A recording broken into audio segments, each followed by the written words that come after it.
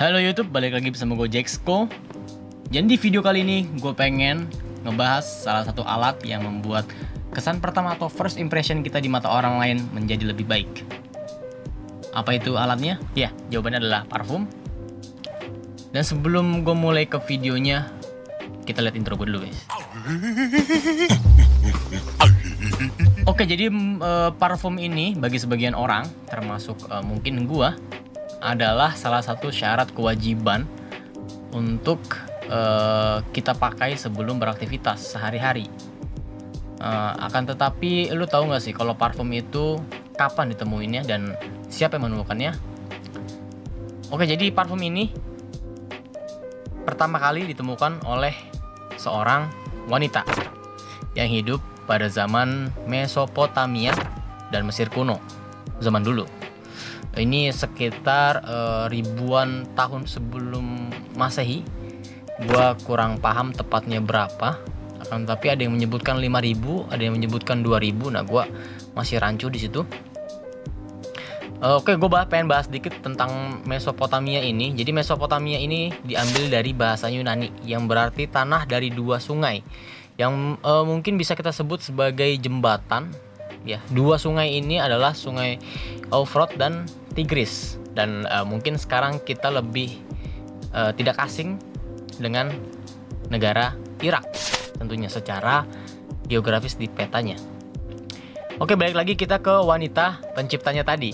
Wanita penciptanya ini bernama Taputi. Taputi mungkin spelling gue semoga benar, Taputi. Dan Taputi ini memiliki julukan Taputi Bela Tekalim, yang berarti Taputi si pengawas istana wanita, pengawas atau penjaga mungkin gitu ya. Dan julukan Bela Tekalim ini, pengawas istana wanita itu, yang diberikan kepadanya tentu menunjukkan bahwa si Taputi, si penemu parfum ini memegang posisi yang gua rasa krusial ya, penting di istana Mesopotamia itu pada zamannya dulu. Jadi zaman dahulu itu ada kira-kira sebuah aksara ya. Aksara itu tempatnya menulis dulu. Kalau sekarang itu kertas, kalau di zaman dulu itu di batu kita nulis ya. Enggak, kita sih enggak. Mereka menulis di batu pada zaman dahulu. Lalu menurut sebuah aksara di zaman kerajaan Mesopotamia, Taputi digambarkan sebagai orang pembuat wewangian, sekaligus dia juga pengawas istana yang suka menyuling sari bunga, yang mana sari bunga adalah salah satu komposisi dari parfum. Dia menyaringnya dan menambahkan air, lalu menampungnya di suatu tempat, dan dia melakukan hal ini secara berulang-ulang kali hingga dia menemukan seleranya dia, apa yang dia inginkan lah gitu wanginya. Menurut website dari Science Note, dikabarkan juga bahwa Taputi ini dulu sempat menulis risalah pertamanya saat ia membuat parfum. Jadi kayak mungkin dia dulu sempat nulis tutorial bagaimana caranya bikin parfum nih guys gitu kan, kalau di YouTube sekarang. Akan tetapi sayangnya teks kimia tersebut kini sudah tidak dapat kita temukan dimanapun alias hilang. Masih seputar aksara yang tadi, jadi Taputi ini punya partner juga ternyata. Dia melakukan semuanya itu tidak sendiri, seperti menyuling, menyaring, dan mencampurkan air, lalu jadilah parfum itu dia nggak sendiri. Dia punya partner yang bernama ... Nino. Jadi pada bagian namanya itu hanya terbaca di bagian akhirnya aja, Nino. Entah depannya apa, mungkin Pal Nino kah, Tanino. Jelasnya nama ini tentunya adalah nama wanita. Bahkan masih menurut website yang sama, menurut sumber yang sama dari Science Notes, resep mereka berdua itu masih bertahan hingga saat ini. Hingga saat ini, resep mereka masih kita pakai. Resep mereka itu adalah salep wangian dibuat dari kalamus, mur, minyak, dan bunga yang mereka buat hanya untuk digunakan oleh raja mereka pada saat itu tentunya. Jadi sedikit informasi bahwa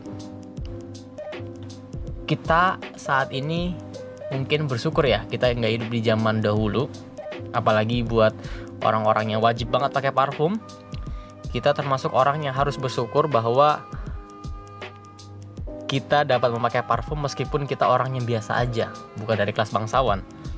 Jadi pada zaman dahulu itu yang pakai parfum itu hanya orang-orang yang terpilih, hanya orang-orang kaya, hanya orang-orang dari kelas-kelas raja dan atau orang-orang yang dipilih dari upacara-upacara tertentu yang dapat pakai parfum. Tapi untungnya seiring berjalannya waktu, berkembangnya zaman, tentunya parfum mulai dikenal oleh kalangan masyarakat setelah melewati fase-fase tersebut. Jadi upacara biasanya di zaman Mesopotamia, ini sulit banget buat ngomonginnya. Mesopotamia ini kira-kira upacaranya setahu gue ada 7 dia. Ya.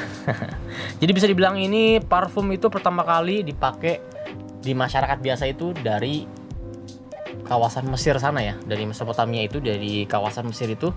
Lalu seiring perkembangan zaman, bangsa-bangsa lain mulai ngikutin.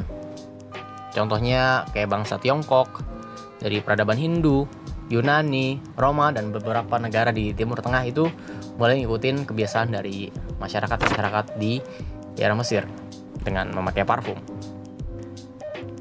Lalu, lu kira-kira bisa nebak gak di mana orang-orang dulu nyimpen parfum? Wadahnya gitu maksud gua, wadahnya parfum. Kalau sekarang kita pakai botol ya.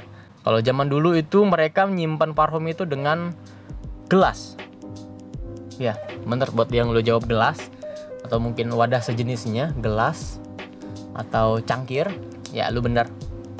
Dan gue bingungin gimana cara mereka make kalau di gelas. Tentunya pasti bakal boros dan pikir kita tuh bakal boros, gimana caranya, numpahin kah? Atau di gelas itu kan bisa minum, diminum kah? Atau diapain?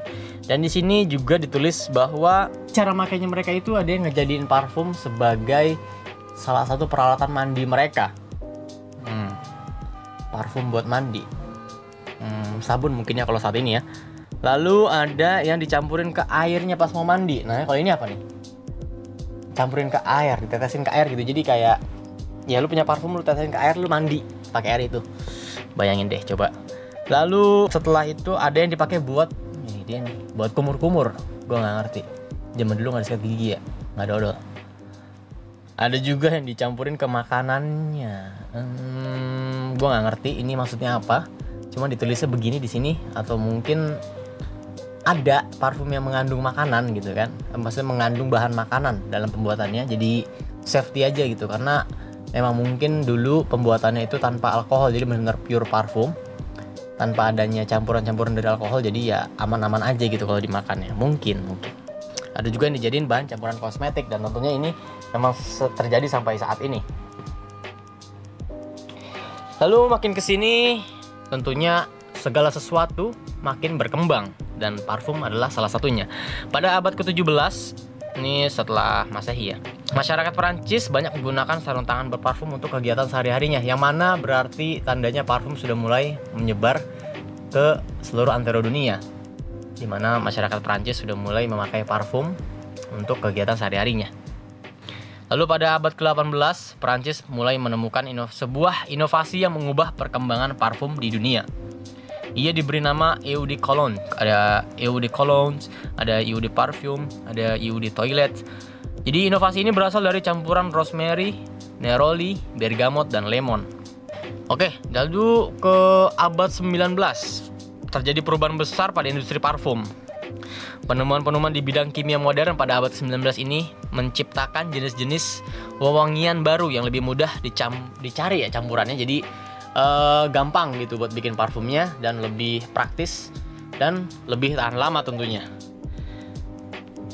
Dan di abad ini pun, di abad 19 ini parfum sudah mulai benar-benar ngerata gitu di seluruh dunia, dan dikenal oleh kalangan masyarakat, dan sudah mulai ada yang kayak wajib banget nih pakai parfum gitu kan. Kalau nggak pakai parfum nggak pede, itu udah ada di abad segini, di abad 19.